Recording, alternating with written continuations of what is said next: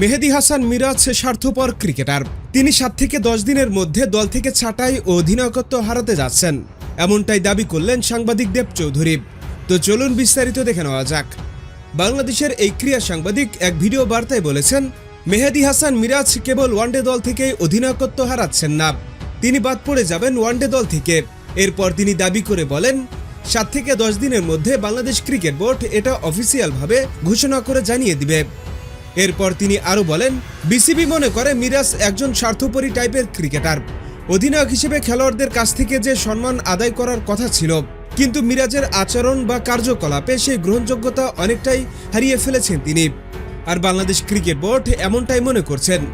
7 নম্বরে মিরাজের পারফরমেন্স প্রত্যাশা পূরণ করতে পারেনি, আর মিরাজের পরিবর্তে লিটন দাস ও শান্তকে অধিনায়ক করা হতে পারে। শান্তর সম্ভাবনাই নাকি বেশি রয়েছে। এদিকে আমরা যদি পরিসংখ্যানের দিকে তাকাই, তাহলে দেখা যাবে সর্বশেষ 15 ম্যাচের মধ্যে মেহেদী হাসান মিরাজের কোনো 50 নেই, রয়েছে শুধুমাত্র একটি 32 রানের ইনিংস। বাকি সব আসা যাওয়ার মতো। হ্যাঁ বন্ধুরা, আপনাদের বলছি, আসলে কি মেহেদী হাসান মিরাজ স্বার্থপর ক্রিকেটার? তাকে কি ওয়ানডে দলের অধিনায়ক ও দল থেকে ছাঁটাই করা উচিত? এখনই আপনাদের মতামত আমাদের কমেন্টস বক্সে লিখে জানিয়ে দিন। আর আমাদের ভিডিওটি ভালো লাগলে অবশ্যই লাইক আর শেয়ার করুন এবং আমাদের চ্যানেলটি সাবস্ক্রাইব করে আমাদের সঙ্গেই থাকুন। ভিডিওটি দেখার জন্য আপনাকে অসংখ্য ধন্যবাদ।